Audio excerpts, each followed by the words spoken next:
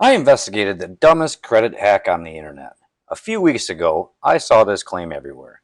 Use your credit card, let the balance report, pay it off, repeat. And supposedly, it raises your credit score by 50 points, sometimes 100. Works for bad credit, no credit, people buying houses, people chasing 800.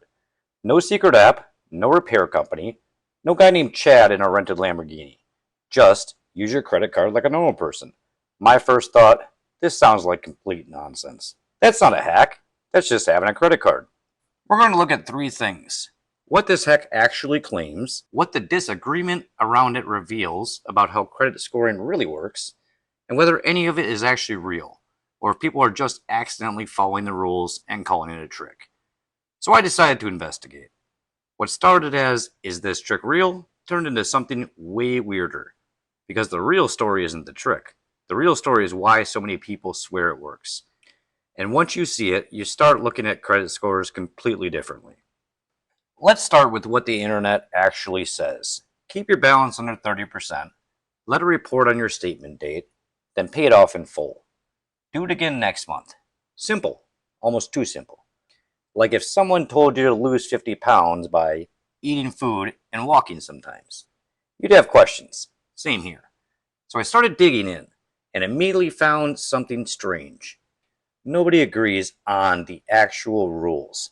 Some say 30%, others say 10%, some say 5%. Some say pay right away. Some say wait until it reports. Some say carry a small balance. Others say never carry anything. It wasn't advice anymore. It was financial civil war in the comments.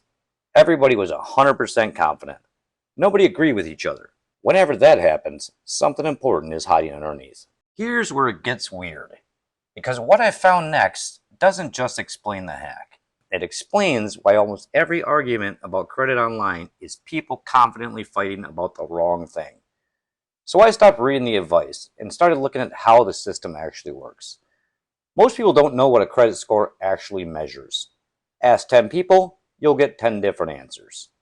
Some think it's responsibility, some think it's income, some think it's success. None of those are quite right. A credit score is one giant question. How risky are you to lend money to? That's the whole game. Imagine you're a bank. Two stick figures walk in. One is carrying a normal backpack. The other is carrying 3 flamethrowers, a live alligator, and a sign that says, I make excellent decisions. Who are you giving money to? Exactly. Banks aren't trying to predict your success. They're trying to avoid disasters. That's why credit scores are giant risk calculators. And once I understood that risk calculator, the famous 30% rule started making sense. If you're using 95% of your available credit, you look riskier than someone using 10%. Obvious when you think about it. But then I found the part that actually changed everything. Most people think credit bureaus watch every single purchase in real time. Buy a coffee, they see it. Buy a burrito, they see it. Buy a giant inflatable dinosaur at 2 a.m., they definitely see that. But that's not how it works. In most cases, the bureaus don't see a video. They see one snapshot per month. Imagine your mom only takes one picture of your bedroom every 30 days. Not every day, not every hour, one single picture. Your room could be a disaster 5 minutes later. What matters to her? The picture she took, not the tornado that happened after. That's how credit reporting works for a lot of people. Quick thing worth noting here. Most card issuers report on your statement closing date, not your payment due date. Those are two different dates, usually about 21 days apart. You can find your statement closing date in your online account.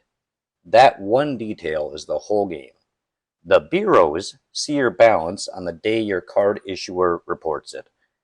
Not what you spent yesterday, not what you'll pay tomorrow. The snapshot. And suddenly, all the weird conflicting advice started making sense. People weren't arguing about spending, they were arguing about timing the picture.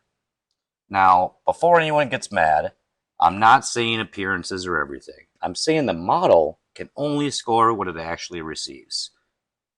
This is also where one of the most expensive myths lives. The idea that you should carry a balance to build credit. People have paid thousands in interest because some guy on the internet said it helps. Imagine paying $10,000 a month to get punched in the face because someone told you it builds character. That's basically the logic. Your bank loves it, your wallet hates it. And your credit score usually doesn't care nearly as much as people claim. Which brings us back to the original question. Is the dumbest credit hack on the internet actually dumb? Here's the real answer. Sometimes, for some people, under the right conditions. If your utilization is currently high and you time a big payment before the reporting date, you can see a nice jump when that lower number hits the bureaus. But it's not magic. It's just not accidentally shooting yourself in the foot. The people who hack their score aren't using secret tricks.